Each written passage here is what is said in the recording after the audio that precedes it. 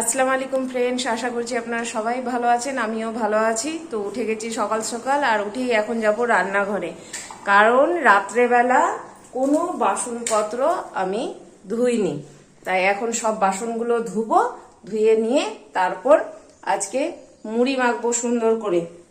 2-3 দিন হলো ওই আপ মুড়ি খাচ্ছে বা এটা ওটা বলে মুড়ি মাখিনি, কিন্তু আজকে সুন্দর করে একটু মুড়ি মাখবো, লাল চা করবো, খাবো, তারপর রান্না বসাবো। দেখি আজকে কি রান্না করা যায়। তো যাই আমি বাসনগুলো ধুয়ে নিই।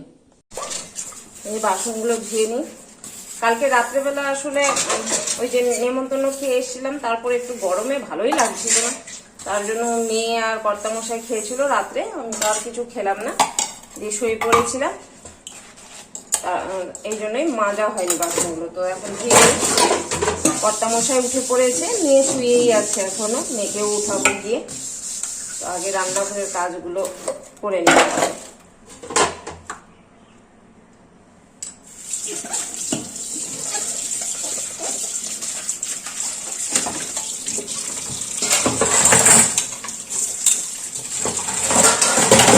রাত্রেবেলা বাসন ধুয়ে রাখলে সত্যি সুবিধা হয়। সকালে উঠে বাসন ধোয়া, তবুও আমি জল দিয়ে একটু ধুয়ে রেখেছি, কিন্তু রাত্রে রান্নাঘর ক্লিয়ার করে নিলে ক্লিন করে নিলে খুব ভালো হয়। যাই হোক, কোনোদিন করতে পারি, কোনোদিন করতে পারি না, কি করা যাবে আর।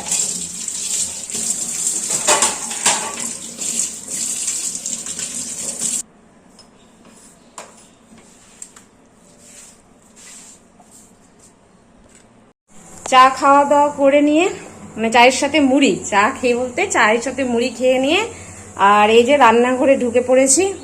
এখন ভাজবো, আজকে হবে কলা ভাজা, আর এখানে রয়েছে আলু, পটল আর কি ভেন্ডি, যা ছিল শুকনো জিনিস ফ্রিজে সব কেটে নিয়ে এটা করে নিয়েছি। ফ্রিজের সব সবজি শেষ। আর এই যে কলা ভাজাটা, এটা মাসি দিয়েছিল কলা।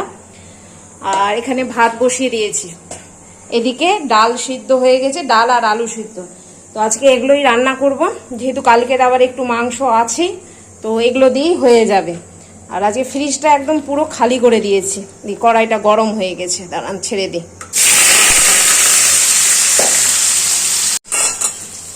কলা ভাজাটা প্রথমে শুধু একটু হলুদ দিয়েই নাড়াচাড়া করব, তারপর লবণ দিব, তাহলে না বেশ একটু কড়া হয়ে থাকবে, তাহলে নেতিয়ে পড়ে।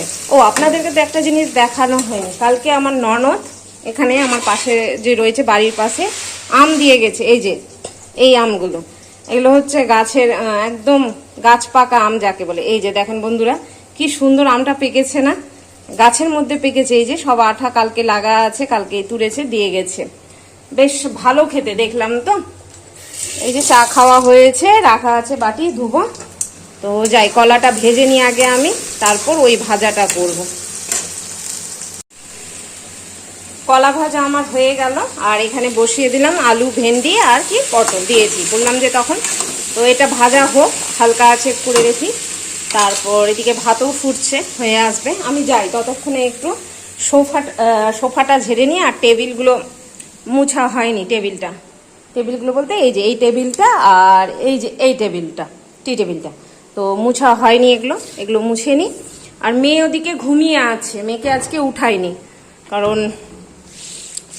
রাত্রেবেলা একটু শরীরটা খারাপ লাগছিল মেয়েকে, পা ব্যথা প্রচন্ড হয়েছে মেয়ের কালকে, জানি না কেন, খেতে চায় না কেন, আবার কি খেতে চায় না, না খেলে কোথা থেকে হবে, পা ব্যথা তো করবে। ওই যেটুকু ভাত খাইয়ে দিলাম ওইটুকু, বাচ্চা মানুষ, এটা ওটা দুধ দিব, তো দুধের সাথে এটা ওটা করে দিতে হবে, তারপর খাবে, না হলে খাবে না, তো কোথা থেকে ভালো থাকবে বলেন তো। তো ওই যে উঠে গেছে, তো যাই আগে মেয়েকে একটু জল টল দিয়ে দিই, তারপর আপনাদের সাথে কথা বলছি। মেয়েকে দিয়েছি, জল দিয়েছি, একটু যাও বসো তুমি। তো এই যে সোফাটা ঝেড়ে নিই আমি, একটু সোফাটা ঝেড়ে নিলে কি না ভালো হয়, তাই না।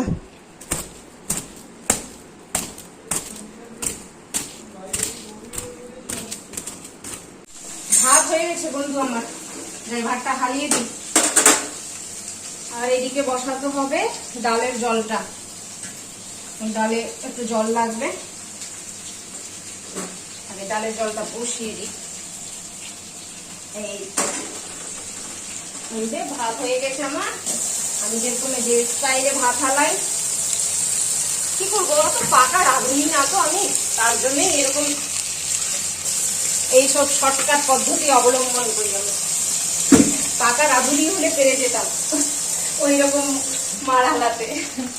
এখানে বাড়িতে ভেন্ডিটাও হয়ে আসলো আমার, এগুলো করে নিই, করে মেয়েকে দিব খেতে। আম মুড়ি খাবে মেয়ে, অসুবিধা নেই। এই আম থাকলে একটা সুবিধা, কোনো অসুবিধা হয় না। মেয়ের মুখ ধোয়া হয়ে গেছে, মেয়েকে আম মুড়িটা দিয়ে দিই।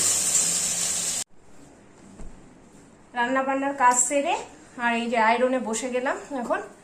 সব এই যে এগুলো কাপড় আছে, এতগুলো কাপড় আয়রন করতে হবে এক এক করে।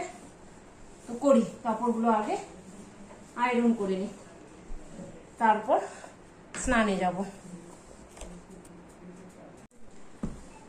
আয়রন আমার কমপ্লিট, এই যে সব হয়ে গেল এখানে।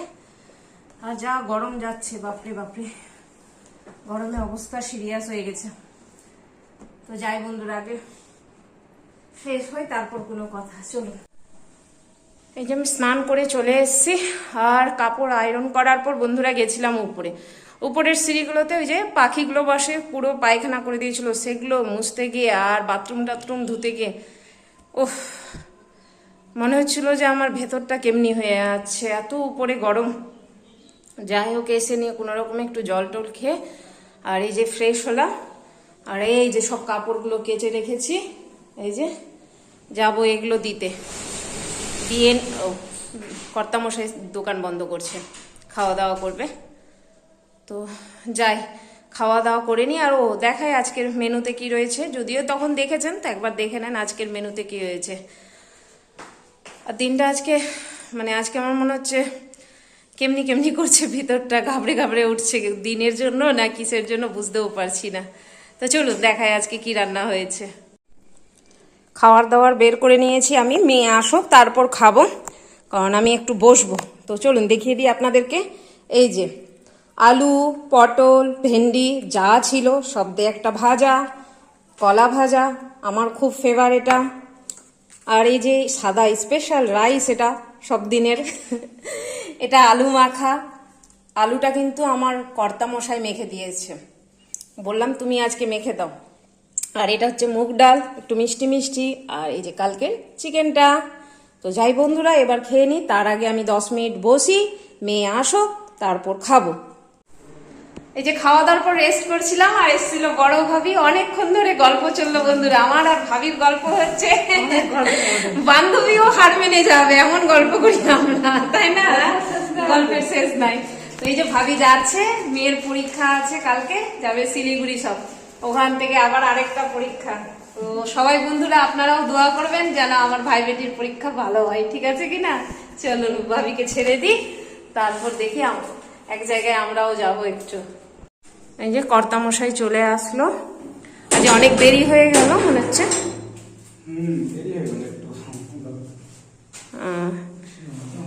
আচ্ছা আচ্ছা, ঠিকই আছে। কর্তামশাই বাড়িতে ফিরে গেল মানে নিশ্চিন্ত, বুঝলেন তো বন্ধুরা। ও আর এই যে কর্তামশাই নিয়ে এসছে, যেখানে যাই সেখানে জিলাপিগুলো নাম করা, সেখানকার জিলাপি। তুমি কি আবার বের হবে? হ্যাঁ, আবার বের হবে না? আচ্ছা, ওই যে কর্তামশাই আবার বের হবে, তো যাই দেখি যদি জিলাপি খাই তো কর্তামশাইকেও দিই আর মেয়েকেও দিই। নিয়ে এসে গরম আছে জিলাপিটা, বের করি বন্ধুরা। এটা পাত্রে করে নিই, কারণ প্যাকেটে রাখা যাবে না, গরম আছে। আর রান্নাঘরের অবস্থা ঠিক এই রকম, বাসনপত্র মাজা হয়নি আজকে, মাজবো, অসুবিধা নাই, একটু পর মাজছি। তো দিয়ে দিই আগে, যদি খাই, গরম আছে তো ভালো লাগবে। আব্বু জিলাপি এনেছে, খাবে? দাঁড়াও দেখি, আব্বুকে জিজ্ঞাসা করি, যদি খাই তো একসাথেই বসে খাবো। তুমি কি এসে খাবে না দিব এখন? এসে খাবে না দিব এখন? ঘুরে এসে খাবে? কর্তামশাই কিছু বের করছে জিনিসপত্র, তো কর্তামশাই বলছে এসেই খাবে, তো মেয়েকে দিয়ে দিই। আমি আর কর্তামশাই পরেই খাচ্ছি, মেয়ে খেয়ে নাও, গরম আছে। এখন বাজে ঘড়িতে 8:30 আর আমি সব কাজকর্ম করে নিলাম। ওদিকে কর্তামশাইও ঢুকে গেল এক্ষুনি বাড়িতে। তো আমি আজকে ভাত রান্না করলাম, ভাবলাম ডালিয়া করবো আজকে, কিন্তু ইচ্ছে হলো না, ভাতই করে নিলাম। আর দু একটা কাপড় ছিল সেগুলো ধুয়ে নিজে স্নান টান করে নিলাম, ফ্রেশ হয়ে গেলাম। আপনাদেরকে দেখাই, রান্নাঘরটা আমি ক্লিন করে নিয়েছি শুধু রাত্রে। এই যে দেখেন রান্নাঘরটা একদম পুরো ক্লিন করে নিয়েছি। ব্যাস রাত্রেবেলা শুধু খাবে, দুটো থালা হবে, ওগুলো ধুয়ে নিব, কোনো অসুবিধা নাই। তো এখন যাই একটু বসবো, তারপর হয়তো মেয়ে খাবে, তখন খেতে দিব। তো আজকের দিনটা আমি এখানেই শেষ করছি।